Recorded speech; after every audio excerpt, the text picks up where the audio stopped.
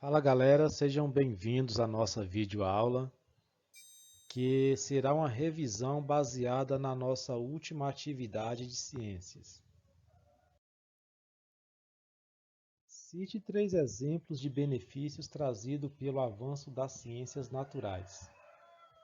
Você pode citar aqui, por exemplo, os avanços na medicina, as melhorias aí em medicamentos, tratamentos e equipamentos. Você pode citar também a questão da comunicação, como por exemplo a evolução do celular até chegar aí no smartphone.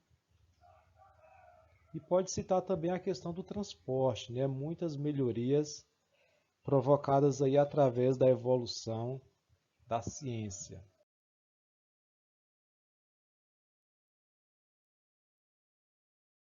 Cite 3 exemplos de malefícios trazidos pelo avanço das ciências, pois essa evolução nem sempre provoca coisas boas, né? Você pode citar aí a questão das guerras, por exemplo, a evolução das armas, a questão do desmatamento e a questão da poluição. Próxima questão. A química e a física são ramos diferentes das ciências da natureza. Relacione cada campo de estudo com a área correspondente. Vamos analisar aqui o que é física e o que é química. Estuda a estrutura, composição, propriedades e transformações da matéria. Isso é de competência da química. Estuda a interação da matéria com fenômenos como luz, calor e eletricidade. Isso é de competência da física. Questão. Matéria é tudo que tem massa e ocupa lugar no espaço. Qual das opções abaixo contém apenas matéria? Bom, veja que aqui está explicando o que é massa, né? É tudo que ocupa lugar no espaço. Analisando a questão A, nós temos ouro, plástico e sombra. Bom, sombra não ocupa lugar no espaço, logo não é matéria. Letra B, água, vento, temperatura. Temperatura também não é matéria. Letra C, cerâmica, som, oxigênio. Aqui destacamos o som, que é um tipo de energia.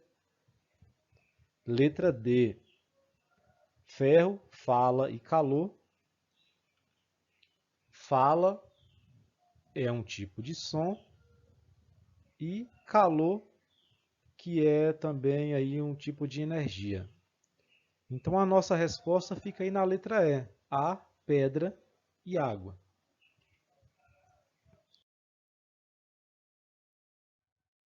Questão 5. Classifique como fenômeno químico ou fenômeno físico. Fenômeno químico é caracterizado quando acontece a transformação da substância. Caso não haja transformação de substância, estamos tratando de um fenômeno físico. Copo de vidro se quebrando ao cair no chão, o vidro mesmo quebrado continuará sendo vidro, portanto não há transformação química. Então nós estamos falando de um fenômeno físico. A água se solidificando no congelador continuará sendo água, né? O gelo é água. Portanto, não há transformação na substância. Então, também se trata de um fenômeno físico. Emissão de gás carbônico durante a queima da madeira. A madeira queimando, ela irá se transformar em carvão, cinza, fumaça. Portanto, aqui já acontece um fenômeno químico.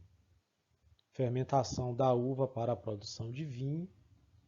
O suco de uva deixará de ser uma substância para se transformar em outra. Há uma reação química ali. Portanto, aqui temos um exemplo de fenômeno químico. 6. Classifique cada propriedade da matéria como propriedade geral ou propriedade específica. Propriedades gerais são aquelas que são comuns entre várias substâncias. Já a propriedade específica, ela, como o próprio nome sugere, é específico de cada substância. Como assim? Imagine que você quer comprar uma coroa de prata, mas você está na dúvida se aquela coroa é realmente de prata ou se é de outro material. O que você faria? Você vai analisar as propriedades desse objeto. Pela massa, colocando a coroa numa balança, não dá para dizer se a coroa é de prata ou se é de outro objeto. Então, nós podemos dizer que a massa é uma propriedade geral, pois se você coloca ali a coroa numa balança, ela pesa, por exemplo, 1 quilo. Ela pode ser de prata ou pode ser de outro material qualquer, pois a massa é uma propriedade geral e, portanto, qualquer outra substância poderia pesar também 1 quilo. O mesmo se aplica ao volume. Não dá para dizer se a coroa é de prata analisando apenas o seu volume. Já no caso da densidade, eu vou trazer aqui um exemplo para vocês. Quero que vocês prestem bastante atenção, pois isso será cobrado na nossa próxima atividade.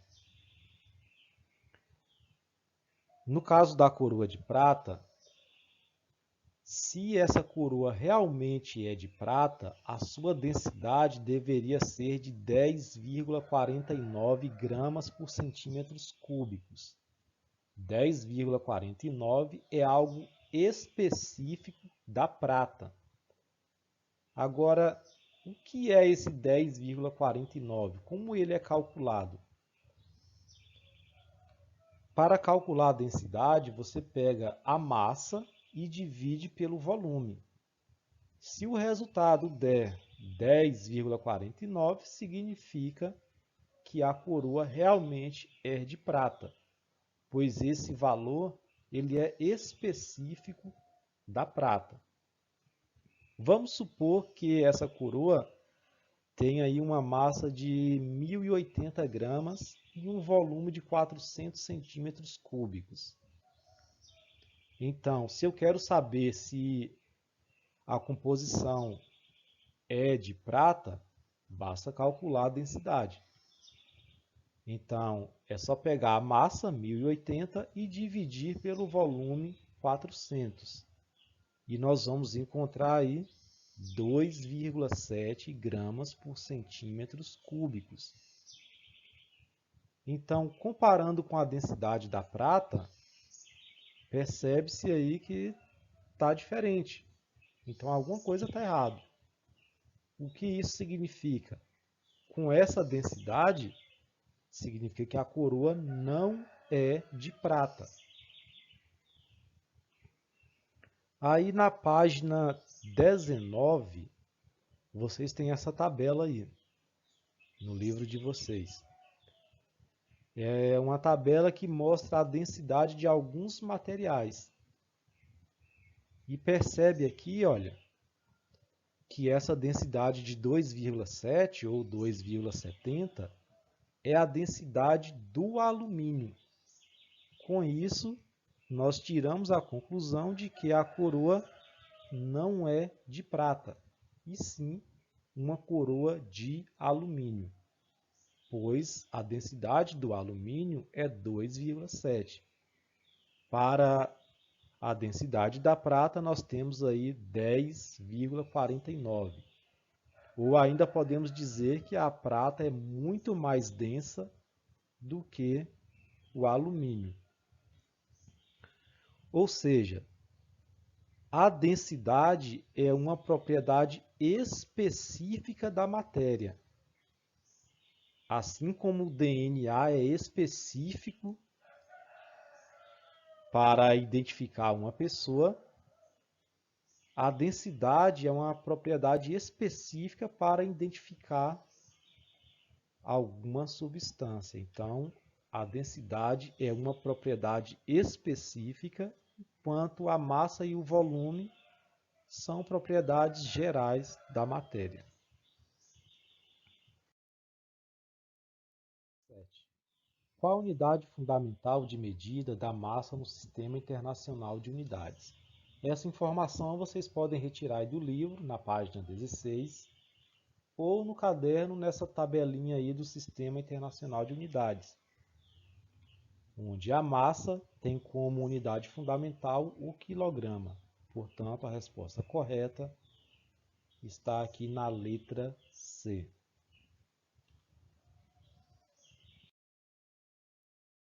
Questão 8.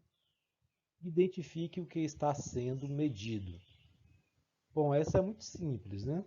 A jarra mede aí o volume, enquanto a balança é um instrumento de medida da massa. Então, nós temos aqui a resposta correta, letra A.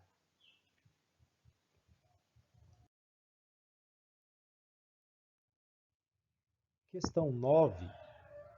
Os volumes dos paralelepípedos A, B e C são, respectivamente, e isso será bastante cobrado na nossa próxima atividade.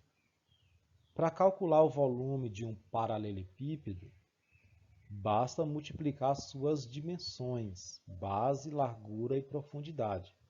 Observe aqui no objeto A que as suas medidas, que estão em centímetros, são 3 centímetros, 4 centímetros e 2 centímetros. Basta multiplicar esses valores e nós temos aí o volume. 3 vezes 4 vezes 2 igual a 24 centímetros cúbicos.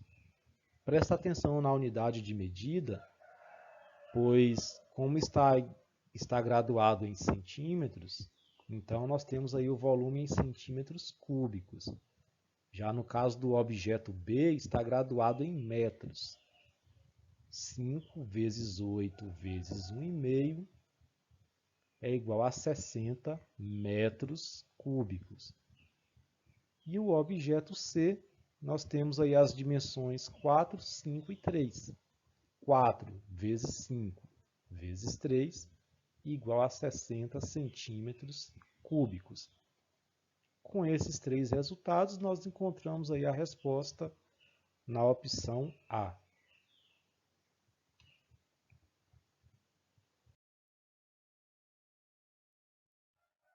Considerando os mesmos objetos da questão anterior, as densidades de A, B e C são, respectivamente... Bom, na questão anterior nós calculamos lá o volume. Agora, para calcular a densidade, nós vimos que é apenas pegar aí a massa, que é 60, e dividir pelo volume que nós calculamos na questão anterior, que foi 24. Então, nós temos aqui a massa, que é 60, dividido pelo volume, que é 24, dando um total de 2,5 gramas por centímetros cúbicos. Observa que a massa está em gramas e o volume em centímetros cúbicos. A letra B, o objeto B, melhor dizendo, a massa já é de 48 kg. E nós calculamos no item anterior que o seu volume era de 60 metros cúbicos. Então, é só pegar aí esse 48 e dividir por 60, que vai nos dar aí um resultado de 0,8. Como a massa está em quilogramas e o volume em metros cúbicos, então 0,8 quilogramas por metros cúbicos. No objeto C, nós temos uma massa de 90 quilos, 90 gramas.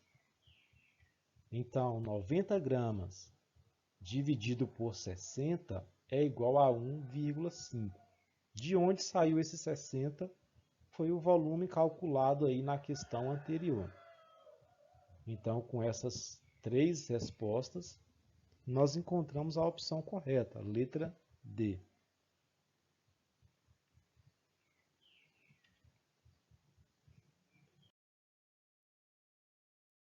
A densidade da água é de 1 grama por centímetro cúbico. Para que um objeto afunde na água, é necessário que sua densidade seja maior que a densidade da água. Sendo assim, indique-se cada objeto estudado na questão anterior afunda ou boia na água. Aqui nós temos uma questão interessante. Quando se coloca um objeto na água, ele pode afundar ou boiar.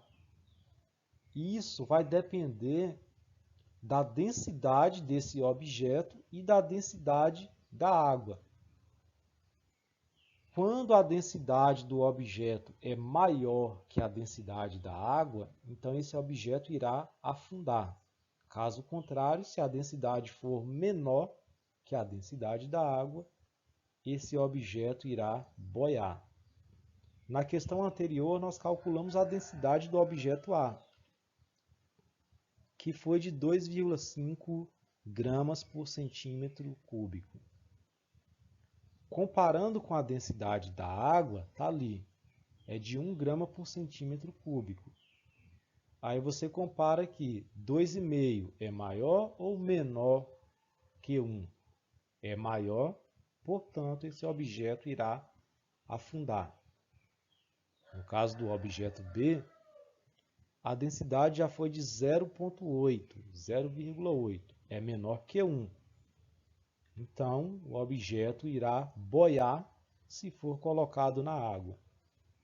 E o objeto C, nós tivemos uma densidade aí de 1,5 grama por centímetro cúbico. 1,5 é maior que 1, sendo assim, irá afundar.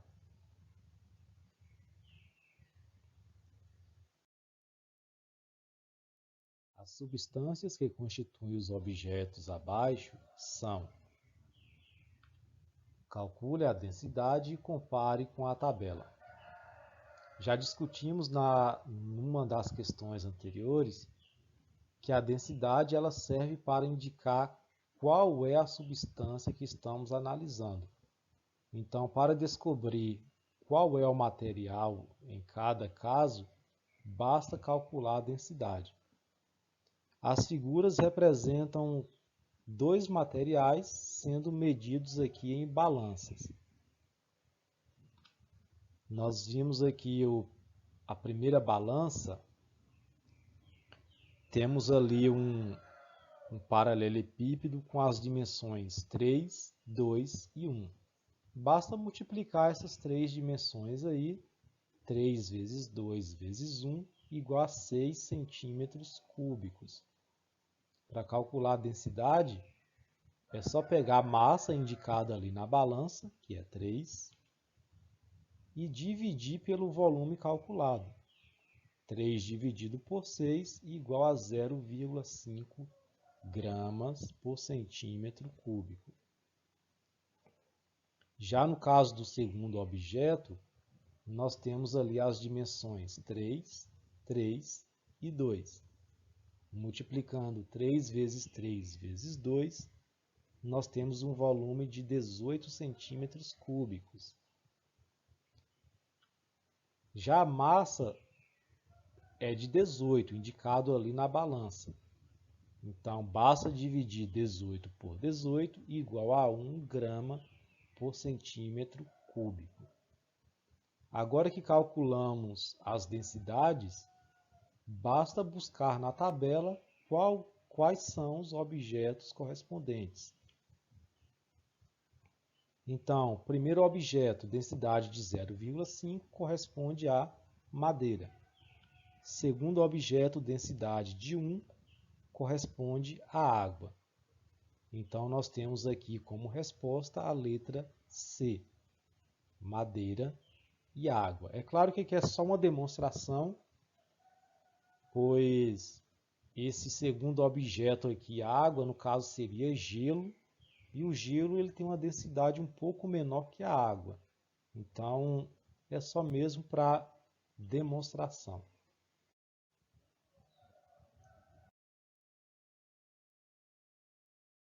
Volume e densidade de corpos com forma geométrica indefinida. Nós vimos em exemplos anteriores como calcular o volume e a densidade de corpos com forma geométrica definida, como foi o caso do paralelepípedo. Mas como calcular o volume e densidade de corpos com forma geométrica indefinida ou irregular, como uma rocha, por exemplo, ou ainda uma escultura, ou até mesmo se o objeto tiver forma regular, como o próprio paralelepípedo, podemos também aplicar esse método que é muito simples. Coloque água numa proveta. Proveta é esse objeto aí da imagem. Você deve colocar água e ele contém ali uma graduação onde vai medir a quantidade de água. E você deve então anotar o valor indicado ali, a que quantidade de água você colocou. Nesse caso, nós temos a indicação de 350 centímetros cúbicos. Em seguida, você deve mergulhar o objeto estudado na proveta.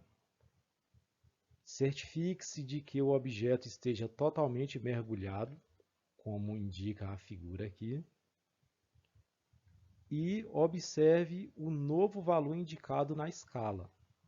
Se antes era 350, observe que agora a água subiu para 400 centímetros cúbicos. Anote esse valor. O volume do objeto será igual ao deslocamento do volume na proveta. Ou seja, é só você pegar aí 400 menos 350. Foi o aumento no volume da água.